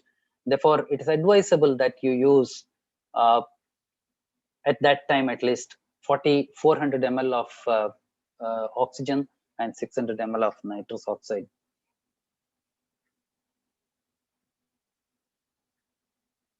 And I have repeated this. I would not love to, but oxygen is taken up at a rate of 4 mils per kg per minute. Therefore, you need about 250 ml of oxygen per minute. And then nitrous oxide, I told you, even at the end of 2 hours, 90 ml of nitrous oxide is still taken up by the body, that has to be replaced. And if you are using 50-50 of nitrous and oxygen, 250 ml of oxygen is taken up, and another 50 ml or none is added back into the system other than the fresh gas flows. But nitrous oxide, 90 ml is taken up, and then 210 ml or 160 ml, depending on how much nitrous oxide you have given, it is put back into the system. Therefore, at the end of an hours of anesthesia, you can have a hypoxic mixture delivered to the patient. That is what you have to remember. Gothenburg's technique is something which is not practiced much, but it's worth looking at, because it talks about oxygen of 4 ml per kg, and then nitrous oxide adjusted to an FiO2 of 0.4. And this is what I practice. I kept on telling you 0.4 FiO2 at all times. Okay, nitrous oxide is always adjusted to reach an FiO2 of 0.4. Right? And we'll skip this, and then the leaks. I told you, you should not have more than 100 mils per leak in the system. If it is more than that, that system becomes inefficient when you practice low flow anesthesia. Therefore, you have to make sure that the system is leak proof. When the system is absolutely leak proof, the machine and the monitors, they play to your tunes, and providing low flow anesthesia becomes a fun game. How do you terminate the low flow anesthesia? Towards the end of anesthesia, the circuit is opened and high flow of gas is used to flush out the anesthetic agents. That is what we all do, right? The purpose is defeated, and obviously there is wastage of gases, and environmental pollution also happens. Therefore, to prevent that, you can use activated charcoal, or in a busy system, you can always reverse the patient using an open circuit. The closed system is plugged with a reservoir bag, and that is actually saturated with the inhalational agent vapors. And then you use a open circuit to reverse the patient, and the wastage of gases is kept to very minimum. Sanish wanted me to talk about the automated low flow systems. The advanced countries, obviously, they use the automated low flow systems, and I will tell you, the life is not so comfortable when you use automated low flow anesthesia. When I play around with the dial concentration and the flow meters, that gives me a lot more pleasure than when the machine, you feed in the data, you need to fix how much of oxygen has to go at all the times, and then it's not fun anymore. But anyways, you have the technological advancements. Obviously, one day we will also be using all these machines, and the people who have been using the Zeus from Draeger or ISIS from GE or MacWet Wala Flow Eye, obviously you would have been using this. I haven't used them yet. Therefore, I'm not an authority to speak on this, but yeah, here you are going to talk about the automatic gas control. You fit basically whatever the targets are, they are set in, and then you don't have to do anything. The software will take care of, the machine will take care of what is to be delivered. If the oxygen levels come down to below 40%, if you set the oxygen if you set the oxygen target FiO2 to 40%, the machine will reverse the flows and will deliver more oxygen to the patient. Everything can be set, and as I said, the fun of the playing around with the knobs is lost there. But anyways, the technology is the way ahead. what are the advantages of low flow anesthesia? I wanted to talk in detail about the economy and the reduced air pollution, reduced environmental pollution. This is our commitment to reducing the environmental pollution, because you may believe that our greenhouse gases don't cause much of havoc, because anesthesia is only a minuscule part of environmental pollution, but it is equivalent to 1 million of cars running round the clock. Our anesthetic gases have that much of effect on the greenhouse. But you can take note of a happy issue that the ozone is actually getting repleted, and therefore we also can contribute to the repletion of ozone layer and closing of the hole in the ozone by reducing the inhalational agents released into the environment. Heat and humidity conservation obviously has been proven, and there is no barotrauma. But there are also disadvantages of the low flow anesthesia. I will just briefly go through this. The first thing is the most attention required. You have to be vigilant at all times. You can't read your finance newspapers. You can't have your coffee. You have to be attentive at all times. Once you reach a level of anesthetic, I kept on talking about this inability to quickly alter the inspired concentrations. It becomes a little difficult. Therefore, even the FiO2 you have to watch. Danger of hypercapnia, unless you have a good working capnometry, it is a danger which can happen. Accumulation of undesirable gases is a reality. Carbon dioxide, acetone, methane, hydrogen, ethanol, compound A.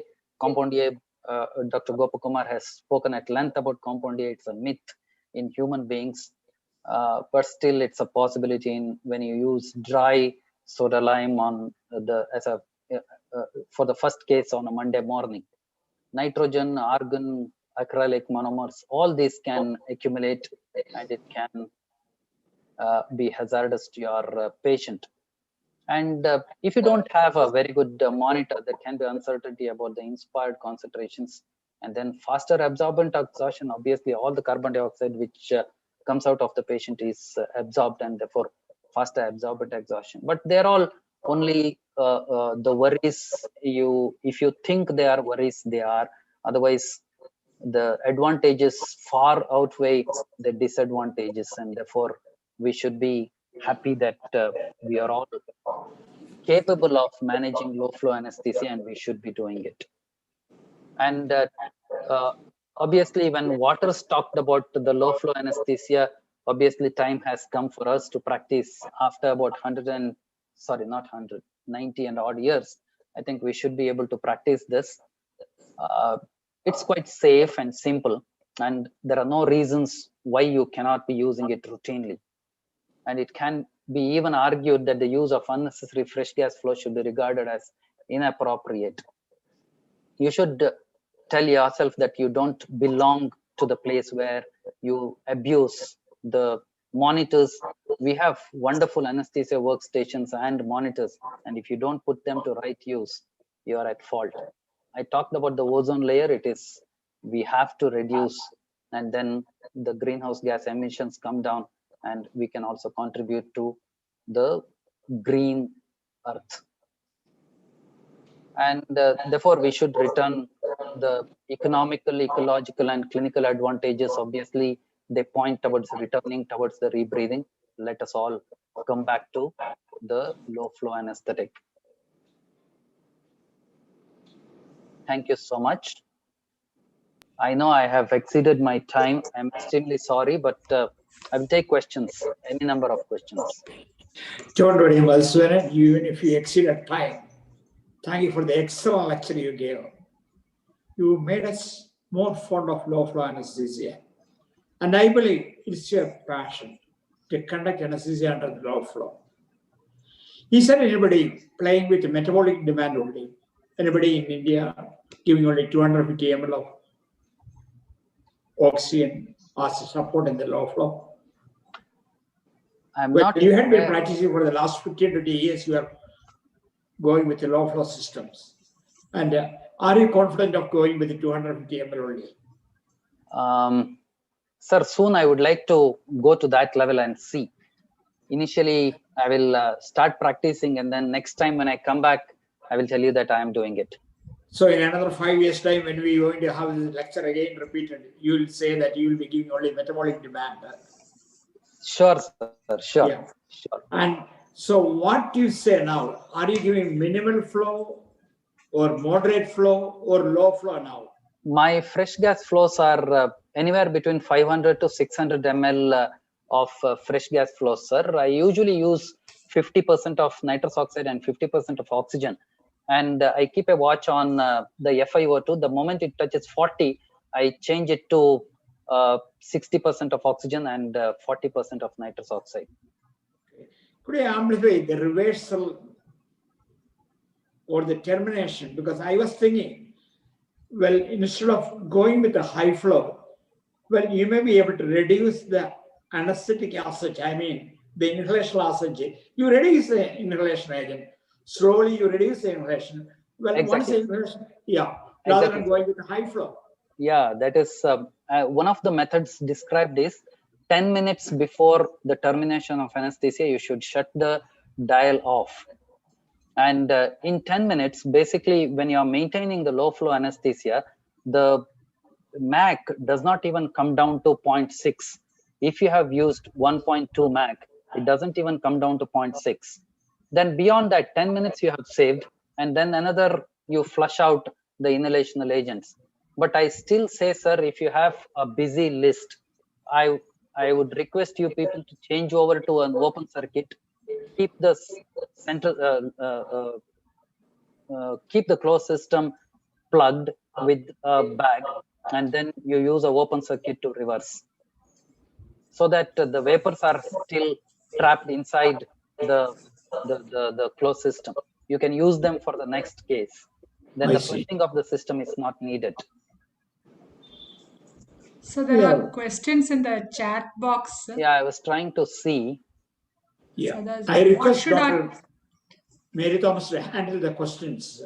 Okay, please go ahead with the questions. And thank you, sir. So Ankita Rawat would like to know what should be our target end-tidal anesthetic concentration in low flow anesthesia.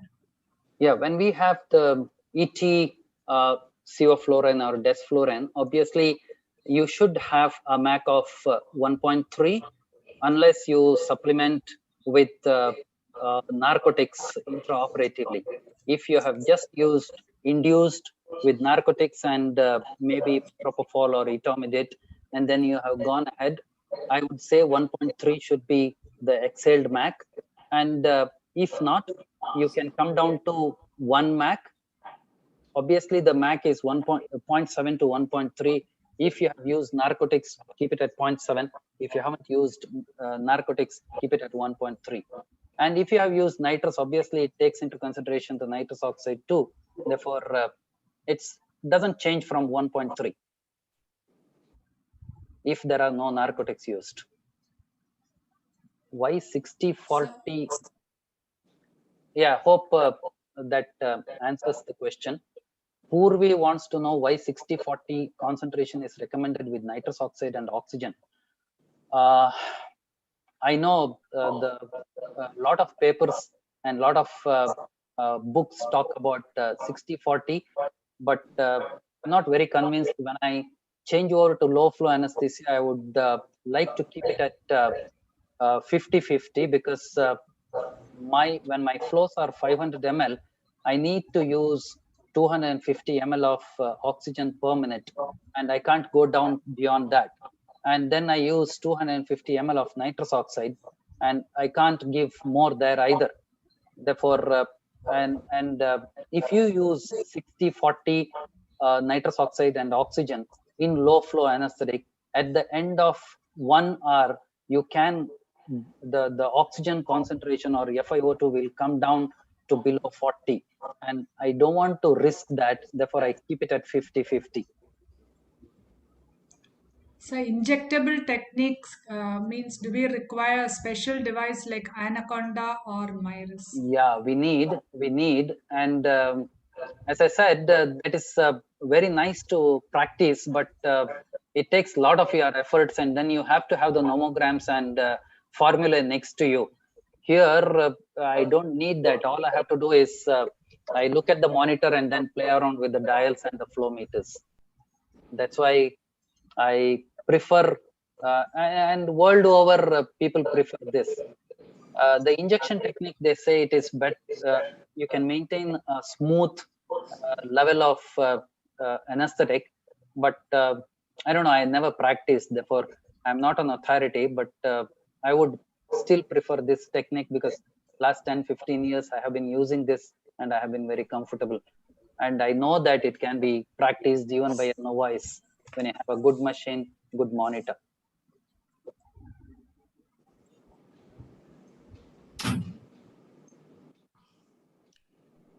In the low flow systems, Madhusudan, Yeah, do sir. you think nitrous oxide is welcome, or rather air and oxygen along with the inhalation agent is welcome?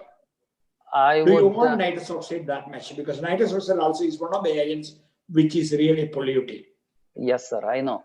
But when we talk about the environmental pollution, sir, 95% of nitrous oxide which pollutes the environment actually comes from the earth, Mother Earth. Yeah. When the legumes release the proteins, when they help to produce proteins, and when it rains and the rain dries off and rains again, nitrous oxide is released to the environment, and that is 95% pollutant comes from there. Anesthesia, but because of the nitrous oxide, a lot of inherent problems with nitrous oxide, I am perfectly all right if people don't want to use nitrous oxide. And obviously nitrous oxide if it is out of your practice, use air oxygen combination. But when you use an air oxygen combination, my request is use a higher end machine and the monitor like Avon CS square. It gives you when it talks about the FiO2, it also gives you the oxygen, 21% oxygen in the medical air. It is added to what oxygen you have added from your flow meters, and then it becomes very precise. The lower end machines, they generally don't add up the oxygen in the air. Therefore, whatever it says is only oxygen, absolute oxygen, and then generally you will be giving more oxygen than it's needed. But I would say nitrous oxide actually should be out of our practice, and we should use air oxygen combination.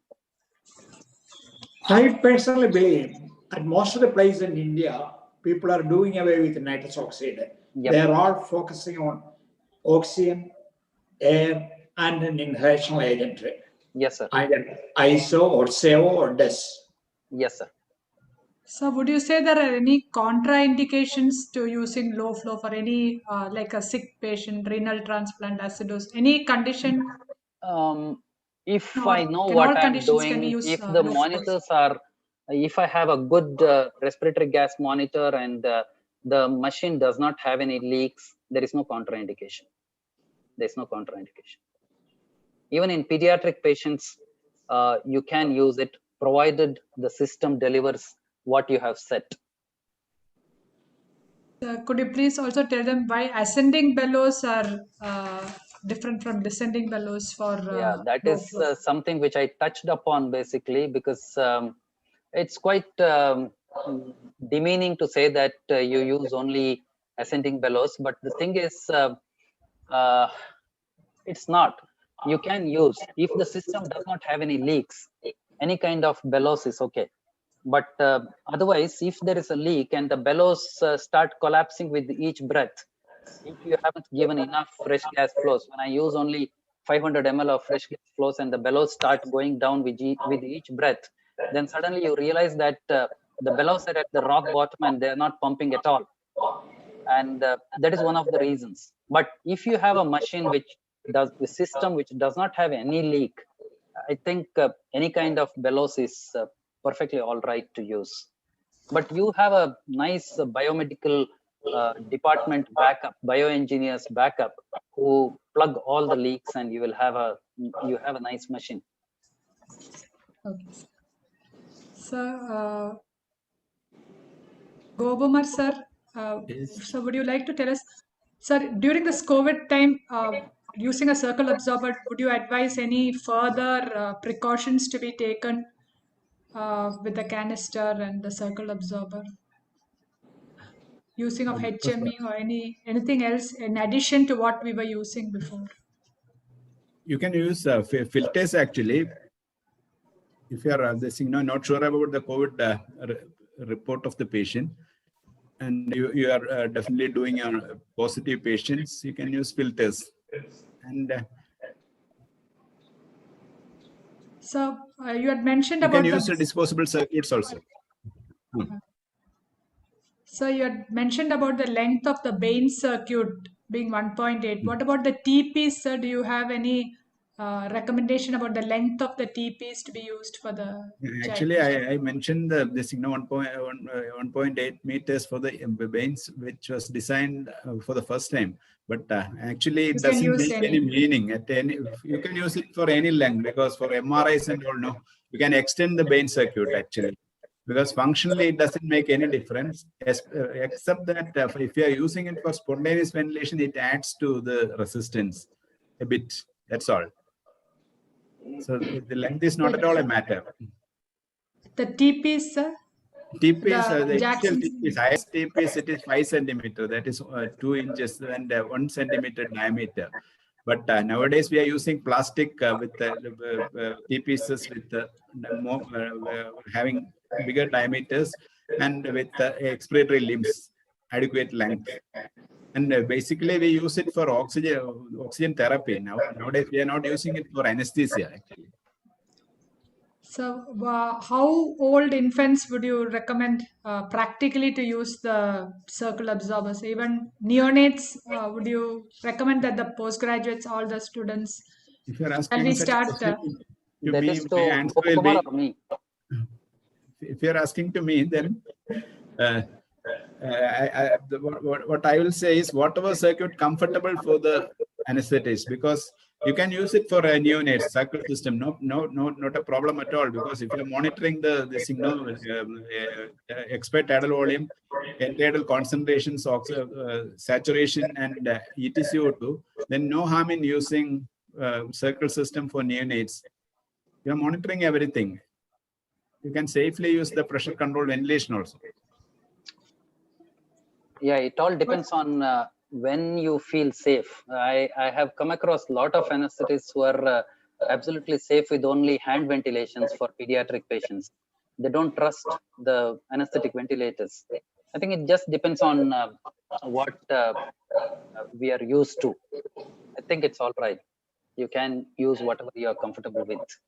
But, so what about the universal F circuits? Have you used it, and is it I have used we have not seen universal circuit. I was very comfortable with it, but this, if the workstation is not that good with them, if you are not monitoring the internal concentrations, then if there is a leak, then you won't come to know. That's a problem.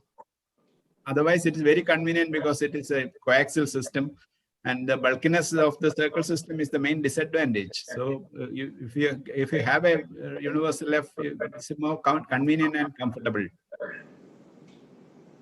Is it very much costlier than the No, not at all. Not at all. It is a very simple plastic tubes, no? So it's not that costly.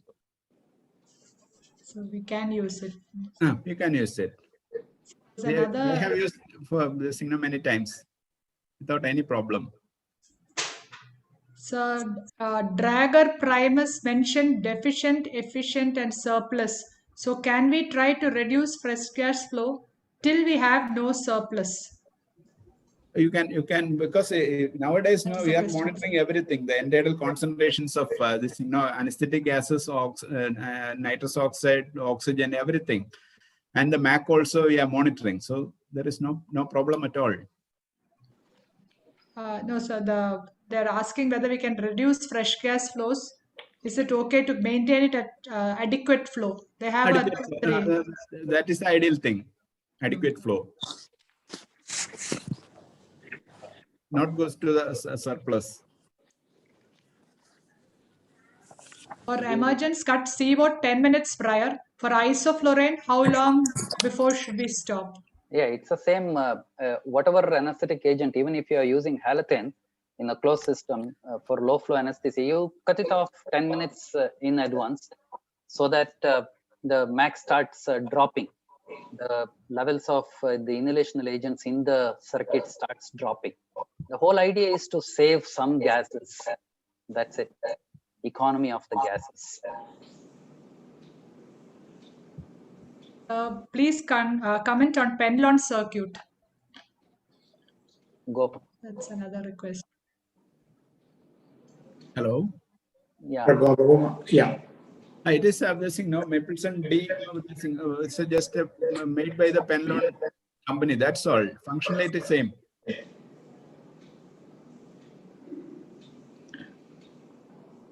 Hello.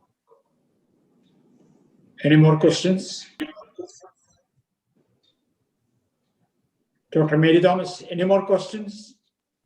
No, sir. I think we have answered almost all the queries on the thing, and Chat queries. everybody is quite clear about the rest of them. I sincerely hope that everyone in the audience starts using low flow anesthesia from tomorrow onwards. People are using low flow systems. People are using. All. Low flow systems. The only thing that most of the time we still use nitrous oxide actually. Yeah, I know. We are still using nitrous one oxide. One of my batchmates from Saudi put up saying that we stopped using nitrous oxide 10 years ago. Therefore, I said, unfortunately, I am also guilty of using nitrous. Only when there is an advanced lap surgery, I don't use. Yes, or middle-ear surgery, I don't use, where it is contraindicated. Otherwise, we are all guilty of using nitrous oxide now and then. See, most of the government institutions use, whereas with the private institution, where they have more luxury, they don't use much. And again, as you said, well, we may cut off something like 10 minutes or 15 minutes early and slowly let the mag drop. We wait till that particular moment because we have plenty of time, because we are not in a hurry to move on. Correct. Yeah, and we don't want to save that gas also, because still that particular doubtful argument that the gas also may be infected is not accepted. Yes, sir. So if there are no further questions, thank you very much, Madhusudan and Gopakumar, for entertaining us with one of the best academic sessions. Thank you, BRP sir. Thank you, Madhusudan. And I request our Chief Executive Officer, Dr. Jayashree Sood, to make the formal thanks and closing in. Good evening, everybody. I would like to, good evening. I would like to thank Dr. Gopakumar and Dr. Madhusudan for having given such an elaborate lecture to us. Dr. Gopa's lecture was so important for the students, the basics of the circuits, which is the first thing that they should know.